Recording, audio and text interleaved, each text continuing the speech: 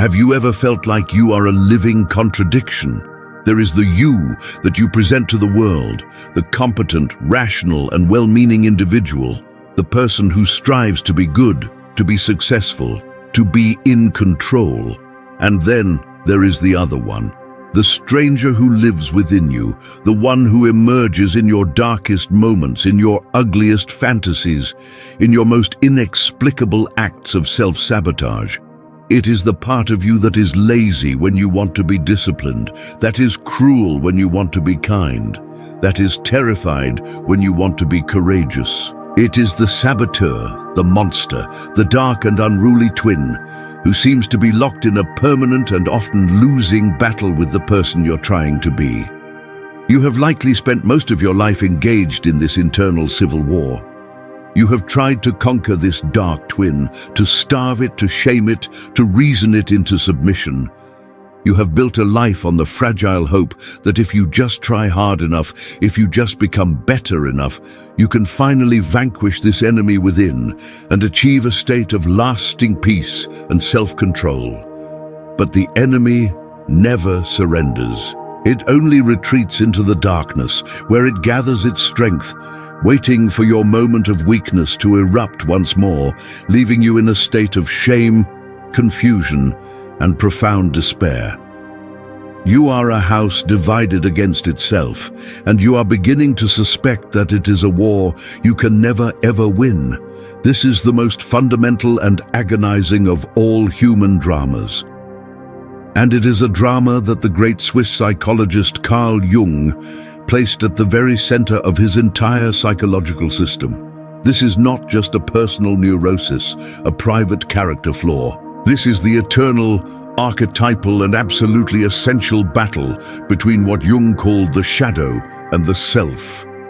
To understand this battle is to understand the very engine of your own suffering, and to learn how to end it is to discover the secret to a form of freedom so profound, so radical, that it can transfigure your entire existence. The great and paradoxical secret that Jung revealed is this: true freedom is not found in the victory of the good you over the bad you. It is not found in winning the war. It is found in the courageous and terrifying act of declaring a truce, of turning to face your darkest enemy, and of realizing that this monster is not your enemy at all. It is the rejected, abandoned, and long-lost half of your own soul. The birth of the shadow, the original sin of self-rejection. To understand the nature of this war, we must go back to its origins, to the very beginning of your conscious life. You were not born a divided being. You were born whole, a chaotic, beautiful, and complete totality of human potential. You contained within you the seeds of every human possibility, the saint and the sinner, the hero and the coward, the creator and the destroyer. But you were born into a world that could not and would not accept your wholeness. From your earliest moments, a process of psychic amputation began. Your family, your culture, your religion, they all presented you with a very specific and narrow blueprint for an acceptable human being. You learned, with the uncanny perception of a creature whose survival depends on it, which parts of your totality would be rewarded with love, and which would be punished with shame, ridicule, or abandonment. You learned that your anger was bad, that your vulnerability was weak, that your exuberant life force was too much, that your quiet sensitivity was too little. And so you made a tragic but necessary choice. In order to survive, in order to secure your place in the tribe, you began to disown the unacceptable parts of yourself. You took your rage, your shame, your fear, your selfish desires, your raw, untamed power, and you locked them away in the dark, silent basement of your psyche.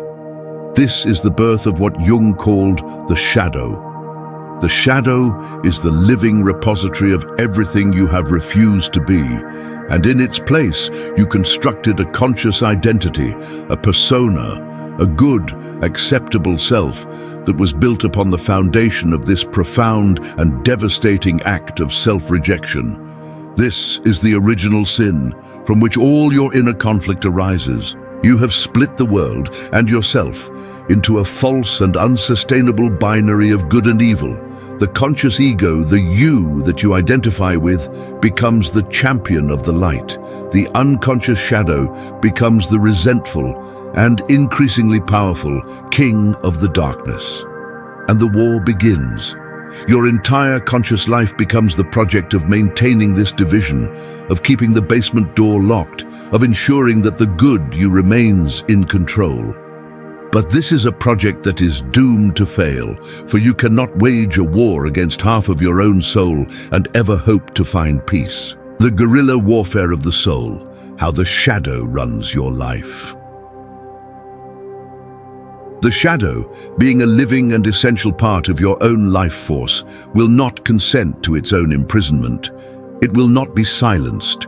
If it is not given a conscious and respectful place at the table of your life, it will wage a relentless and brilliant campaign of guerrilla warfare against the tyrannical rule of your ego. This is the source of all your most baffling and destructive behaviors. Your inexplicable moods, the sudden dark clouds of depression or anxiety that descend upon you for no apparent reason. This is the shadow, poisoning the water supply of your conscious mind, reminding you of its presence. Your chronic procrastination, your inability to do the thing you know you should do, this is the shadow, engaging in a passive-aggressive strike, refusing to lend its immense energy to a life that has rejected it. Your sharp, venomous, and utterly out-of-proportion reactions to the minor flaws of others. This is the shadow's game of projection. You are not seeing the other person. You are seeing a screen upon which your own disowned darkness is being played. The arrogance you despise in your boss is a reflection of your own disowned ambition. The weakness you condemn in your partner is a reflection of your own rejected vulnerability. You are fighting a desperate proxy war with your own soul in the battleground of your relationships. And most powerfully, the shadow erupts in your acts of self-sabotage. The high-achieving professional who has a secret addiction. The faithful partner who inexplicably blows up their marriage with a reckless affair. The person who finally gets the opportunity they have been dreaming of, only to unconsciously mess it up. This is not a failure of willpower. This is a revolutionary act by the shadow. It is the psyche's desperate and often tragic attempt to shatter the false, one-sided life of the persona and to force a confrontation with the whole, complex and terrifying truth of who you are. The shadow is not trying to destroy your life. It is trying to save it from the living death of your own goodness. The great and terrible irony is that the more you try to be a good and perfect person, the more powerful, the more demonic, and the more destructive your shadow becomes. As Jung famously wrote, "I would rather be whole than good." The person who is striving for a one-sided goodness is creating a psychic pressure cooker. The shadow, denied any legitimate outlet, builds and builds in the darkness until it inevitably explodes, often with catastrophic consequences. This is the secret psychology of the fallen preacher, the disgraced politician, the moral crusader who is caught in a scandalous hypocrisy. It is not that they were secretly evil all along. It is that their conscious devotion to the light was so extreme that it created a shadow of equally extreme and ravenous darkness. The illusion of freedom, the ego as the ultimate slave. In the midst of this inner war, where is your freedom? You, the conscious ego, believe that you are free. You believe that you are making choices. But from a Jungian perspective, this is the ultimate illusion. The ego that is at war with its own shadow is the least free entity in the universe. It is a puppet, a terrified and exhausted slave, caught in a war between two titanic forces. On the one hand, it is a slave to the persona. It is constantly, anxiously performing the role of the good self, terrified of the judgment of the collective, desperate for approval and validation. It is not free to speak its own truth, to feel its own authentic feelings, to follow its own unique path. It is a prisoner of the shoulds and oughts of the external world. On the other hand, it is a slave to the shadow, because it is not in a conscious relationship with its own darkness. It is constantly being ambushed and possessed by it. The angry outburst, the depressive episode, the act of self-sabotage.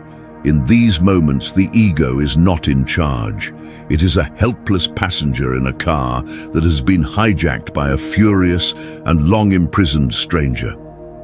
This is the terrible reality for the unintegrated person. You are not one self, but a chaotic and warring multiplicity. You are a battlefield, and on this battlefield, the one thing that cannot exist is genuine freedom. For freedom is not the ability to do whatever you want.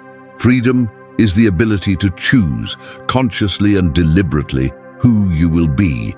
And a person who does not even know who they are, who is blind to the vast, powerful forces that are actually running their life from the unconscious, is in no position to choose anything at all. They are a leaf in the wind, a ship without a rudder, a slave who has been hypnotized into believing that they are a king.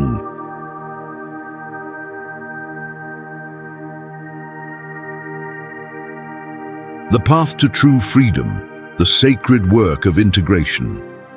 If victory is impossible, and if the war itself is the source of our enslavement, what is the path to freedom? The path, as laid out by Jung, is one of the most radical and courageous a human being can take. It is the path of ending the war. It is the path of integration. It is the journey of turning from the external battle of trying to be good and embarking on the internal journey of becoming whole. This journey begins with a profound and difficult act of humility. You must be willing to admit that you are not the master of your own house. You must be willing to acknowledge that the monster you have been fighting is not an external enemy, but an essential and wounded part of your own being. You must, in essence, lay down your arms. You must stop trying to defeat the shadow and instead begin the terrifying work of trying to understand it. This is the work of making the darkness conscious. It is the art of learning to listen to the language of your own symptoms. You must turn to your depression and ask, what is the grief that you are carrying for me? You must turn to your anxiety and ask, what is the powerful creative energy that you are so afraid of? You must look at your ugliest, most shameful projections and ask, what is the disowned part of myself that you are trying to show me? This is a journey that requires immense courage, for it means walking willingly into the very parts of yourself that you are most terrified of. It is the work of feeling the feelings you have spent a lifetime avoiding. But as you do this, a miraculous transformation begins to occur. The shadow, when it is met with the light of a compassionate and non-judgmental consciousness, begins to change. The monster, when you turn to face it, begins to reveal its true face. And you will discover, with a sense of profound and shattering awe, that the face of your darkest demon is the face of a lost and wounded God. In the heart of your rage, you will find your passion and your fierce commitment to justice. In the heart of your envy, you will find your own unlived ambition. In the heart of your shame, you will find your unique and sacred gift. In the heart of your weakness, you will find your capacity for true human connection. The shadow, as Jung taught, is not just darkness. It is the raw, undifferentiated, and immensely powerful stuff of life itself. It is the prima materia of the alchemists. It is 99% pure gold, and you have been treating it like dirt. The birth of the self, the emergence of the true king. What is the result of this sacred and difficult work of integration? It is the birth of a new center of gravity within the psyche. It is the emergence of what Jung called the self. The self is not the ego. It is the totality of your being, the union of the conscious and the unconscious, the marriage of the light and the dark. It is the whole, complete, and fully integrated individual. When you begin to live from the self, the old agonizing war between the good you and the bad you comes to an end. It is not that you have become perfect, it is that you have become whole. You are no longer a fragmented, self-deceiving half-person. You can now hold the tension of your own opposites. You can be both strong and vulnerable, both compassionate and fierce, both disciplined and spontaneous. You are no longer trying to live up to an impossible ideal of goodness. You are simply and profoundly living in the complex, paradoxical, and beautiful truth of who you are. This is the beginning of true freedom. Freedom, from a Jungian perspective, is not the absence of the shadow. It is the conscious and loving relationship with it. The free person is not the person who is never angry. They are the person who has access to the immense power of their anger and can choose to wield it consciously, creatively, and for a purpose that is aligned with their deepest values. The free person is not the person who is never afraid. They are the person who can walk into their fear, befriend it, and discover the immense courage that lies on the other side of it. The free person is no longer a slave to the collective, for they have found their own internal source of authority in the self. They are no longer a puppet of their own unconscious complexes, for they have brought those complexes into the light of day. They are no longer a house divided. They are a unified and sovereign kingdom. And the ego, the old, terrified tyrant, has now taken its rightful place as the wise and humble servant to the true king, the whole, integrated, and fully realized self. This is the eternal battle, and this is the path to its resolution. The freedom that it offers is not the shallow, easy freedom of a world without conflict. It is the hard-won, indestructible freedom of a soul that has had the courage to embrace its own totality. Your life is not a struggle between you and the monster. It is a sacred, alchemical process designed to help you realize that you are both. And in that realization, in that courageous and compassionate embrace of your own whole and terrifying self, lies the only freedom that is real, the only peace that will ever last, and the only life that is truly worth living.